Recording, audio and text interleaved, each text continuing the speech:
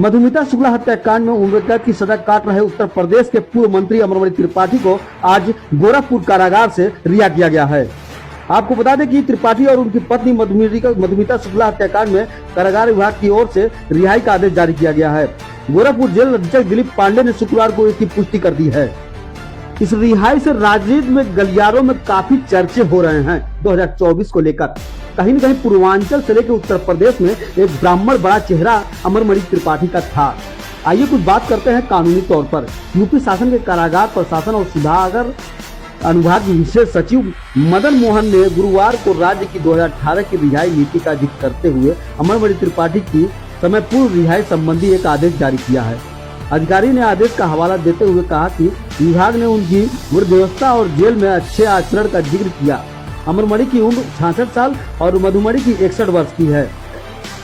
जहां रिहाई से एक तरफ पूरे ब्राह्मण चेहरे में खुशी का लहर दौड़ पड़ा है, पूरे पूर्वांचल के लोग काफी खुश हैं, तो वहीं इस कानूनी लड़ाई में सबसे आगे रही मधुमिता शुक्ला की बहन निधि शुक्ला ने कहा था कि उन्हें इस फैसले के खिलाफ सुप्रीम कोर्ट का रुख किया था और उन्हें अपनी और अपने परिवार के सदस्यों की जान को खतरा बताया था। कवयित्री मधुमिता की 9 मई 2013 को पेपर मिल कॉलोनी लखनऊ में गोली मारकर हत्या कर दी गई थी।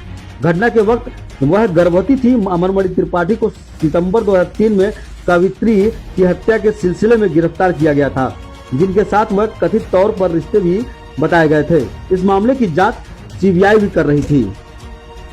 चलिए अब अगर हम बात करते हैं कि अमरमणि त्रिपाठी और उनकी पत्नी को किस तारीख को सजा सुनाई गई थी, तो आपको बता दें देहरादून की एक अदालत ने अक्टूबर 2007 में मधुमिता की हत्या के लिए अमरमणि त्रिपाठी और उनकी पत्नी मधुमिता त्रिपाठी को आजीवन कारावास की सजा सुनाई थी। बाद में नैनीताल उच्च न्यायालय और उच्चतम न्यायालय के दंपति की सजा को बरकरार रखा था। अमरमणि त्रिपाठी और उनकी पत्नी स्वास्थ्य संबंधी दिक्कतों के चलते इस समय बीआरडी मेडिकल कॉलेज गोरखपुर में है।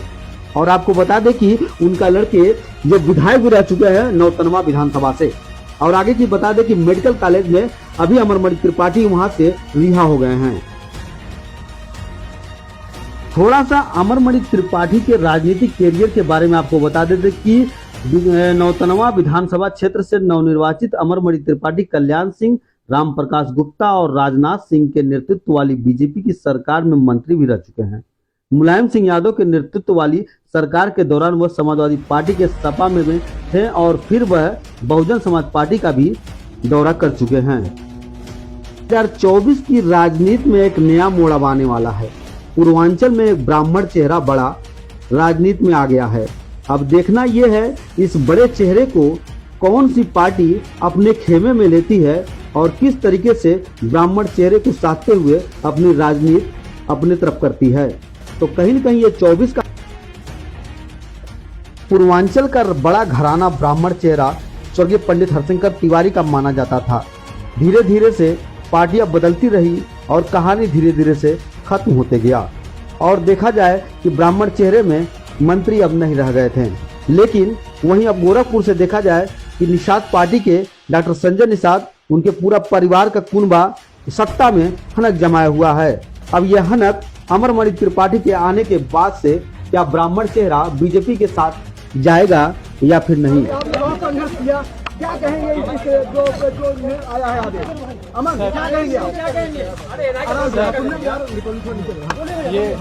ये ऊपर वाले का आशीर्वाद है और हम लोग 20 वर्षों से इसके लिए तरस रहे थे, अपने माँ बाप के लिए तरस रहे थे।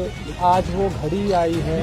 हमारा पूरा परिवार, सभी लोग बहुत खुश हैं, अत्यंत खुश हैं। इस खुशी को बयान नहीं किया जा सकता। अमन और पुश्तैनी घर पे जश्न का माहौल है। स्थानीय लोग आपके पिताजी चाह रहे हैं वो जल्दी घर आए, क्या कहेंगे?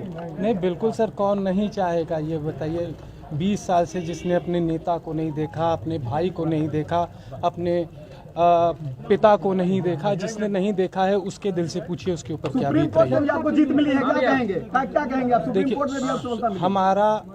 हमारे परिवार का पूरा विश्वास भारत के संविधान में, भारत के कानून में है और हम लॉ अबाइडिंग सिटीजन हैं। हम हरदम हम हरदम भारत के संविधान से बाध्य रह करके ही हर काम करते 8 हफ्ते बाद फिर बुलाया गया सुप्रीम कोर्ट में, क्या कहेंगे सर? हैं। सर हमें नहीं इस विषय में कोई जानकारी है, हमें इस विषय में कोई जानकारी नहीं है। अगर हमको कहीं किसी ने नोटिस या सुप्रीम कोर्ट हमें नोटिस करेगी तो हमारे सभी अधिवक्तागण उसका जवाब लेकर के सुप्रीम कोर्ट में पिताजी दाखिल आज ही आपके करेंगे। घर जाएंगे या रहेंगे आज नहीं, यहाँ? मैंने आपसे बताया सर कि वो बेहद उनकी तबीयत खराब है, माता अच्छा पिता यहीं रहेंगे जी। अभी वो डॉक्टर कितने दिन रहेंगे सर?